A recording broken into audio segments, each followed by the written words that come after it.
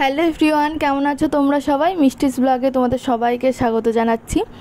আজ সোমবার, জামাই ষষ্ঠীর পরের দিন। এখন সকাল 10টা মতন বাজে। তবে আজকে আমার সকাল শুরু হয়েছে একদম ভোর 5টার সময়। যেহেতু মা বাড়িতে নেই, ওই জন্য সকালে সব কাজগুলো আমাকেই করতে হতো। তবে কালকে রাতের বেলাতে আমি কিছুটা কাজ আগিয়ে রেখেছিলাম। যেমন ধরো, আগের দিন রাতে আমি বাসন সব মেজে রেখেছিলাম।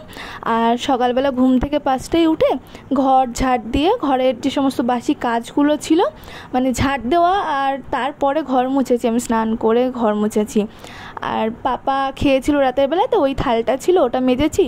আর উঠোনটা ঝাড় দিয়েছি, দিয়ে আমি স্নান করে নিয়েছি। মানে আমার 6টার মধ্যে একদম স্নান কমপ্লিট। স্নান করে ঠাকুর ঘরটা মুছলাম, কারণ আমি স্নান করেই ঠাকুর ঘর মুছি। আর না হলে সকালবেলাতে আমি তো প্রত্যেক দিন বাসি জামা কাপড় ছেড়ে ফেলি। তো আজ যেহেতু আমি সকালে স্নান করে নিয়েছি, ওই জন্য স্নান করে ঠাকুর ঘরটা মুছে নিলাম। তো মুছে তারপরে পুজো দিয়ে আমি পড়াতে বসেছিলাম। পড়ানো হয়ে গেছে অনেকক্ষণ আগে, 9টার মধ্যে আমার পড়ানো শেষ হয়ে গিয়েছিল। তারপরে শুয়ে বসে ভিডিও এডিটিং এই সমস্ত করছিলাম। এই সমস্ত করতে করতে প্রায় দেখি 11টা সাড়ে 11টা বেজে গেছে। পড়িয়ে উঠেই আমি ভাতটা বসিয়ে দিয়েছিলাম, সেজন্য আমার ভাতটা তাড়াতাড়ি হয়ে গেছিলো। আলু সিদ্ধ দিয়ে ভাত করেছিলাম, যদি ভাই সকালে খায় সেই জন্য, বা আমিও যদি খাই সেই জন্য আলু সিদ্ধ ভাত করে নিয়েছিলাম সকালবেলাতে একবারে। আর আজ সোমবার, নিরামিষ, তাই পনির করছি। পনিরটা আনতেই দেরি হয়ে গেছিলো। ভাই একবার গেছিলো, তখন আর কি দোকানে বলেছিল যে 1 ঘন্টা 1.5 ঘন্টা পরে যেতে, সেই জন্য একটু লেট হয়ে গেল। আর আমি ভাবলাম তাহলে পনিরটা আসলে একবারে রান্না বসাবো, দুটো উনুনে 2 রকম বসিয়ে দেবো, তাহলেই হয়ে যাবে। মা বলেছিল একরকম করতে। মা তো বাড়িতে নেই, তোমরা হয়তো জানো, মা গেছে রানাঘাটে। আর আমাদের ষষ্ঠী এভাবেই কাটছে, আমি পাপা ভাই বাড়িতে, মা গেছে শ্বশুর বাড়িতে।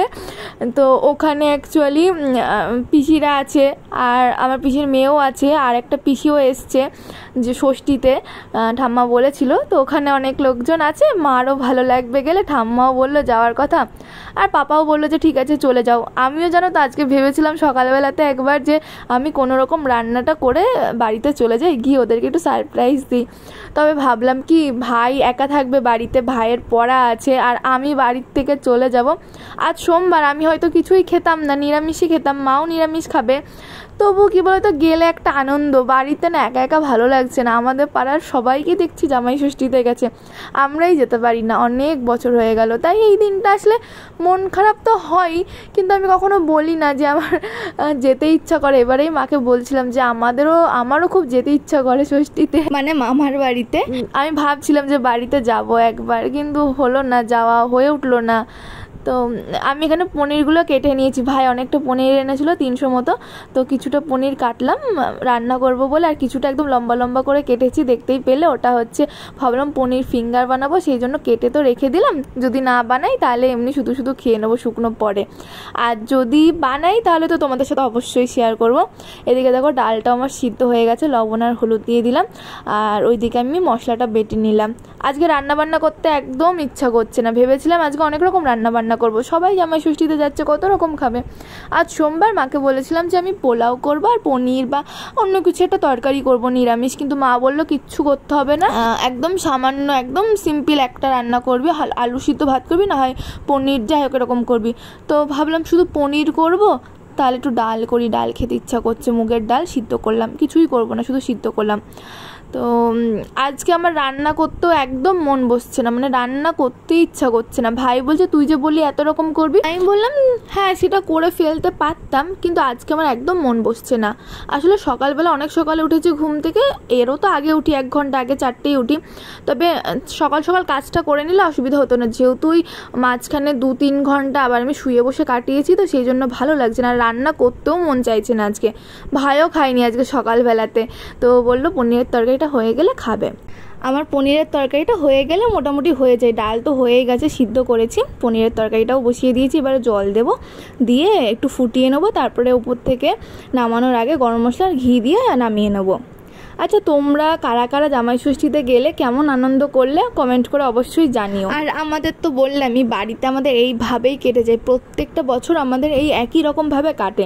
তো মাকে বলেছিলাম যে আমরা জামাই ষষ্ঠীতে বাড়িতে রান্নাবান্না করব নিজেরা, মানে পরে একদিন, সোমবার, আজকে নিরামিষ খাবো না, মঙ্গলবারে মায়ের উপোস, যেহেতু জয় মঙ্গলবার চলছে, জ্যৈষ্ঠী মাস। বুধবারের দিন মাকে বলেছিলাম যে আমরা বাড়িতে ভালো মন্দ রান্না করবো, আর পাপাও বলেছিল যে মাংস টাংস আনবে, রান্না করবে, মানে রান্না করা হবে, তবে জানি না এখনও কি হবে। এখানে খেতে বসে গিয়েছি আমি আর ভাই দুজনে, আমাদের সকাল দুপুর একবারেই খাওয়া দাওয়া হয়ে যাচ্ছে।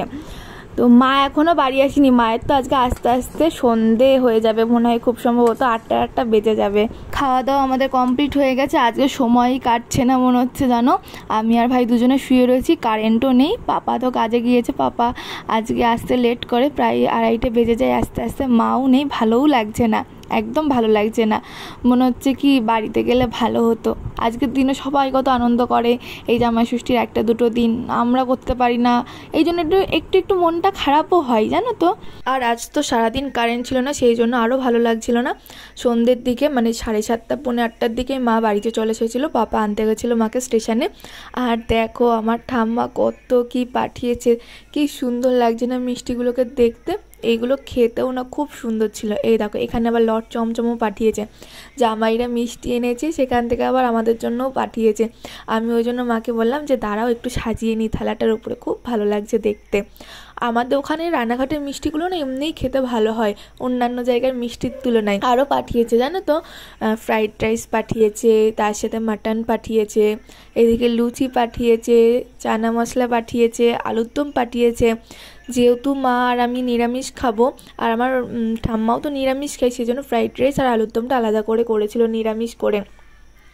আর সকালের জন্য চানা মশলা করেছিল, আমার মাই রান্না করেছিল, বলছিল ভালো লাগছিল খেতে জানো। আরও অনেক কিছু পাঠিয়েছে, দই পাঠিয়েছে, চাটনি পাঠিয়েছে।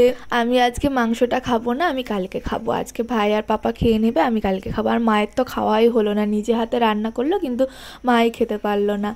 যাই হোক, তাহলে চলো আজকের ভিডিওটাও এখানেই শেষ করছি। ভালো লাগলে অবশ্যই লাইক কমেন্ট শেয়ার করে দেবে, আর যারা নতুন আছো তারা আমার চ্যানেলটা সাবস্ক্রাইব করে দেবে। আবার দেখা হবে খুব তাড়াতাড়ি অন্য একটা ব্লগে। আর তোমরা কে কীরকম আনন্দ করলে ষষ্ঠীতে অবশ্যই কমেন্ট করে আমাকে জানিও।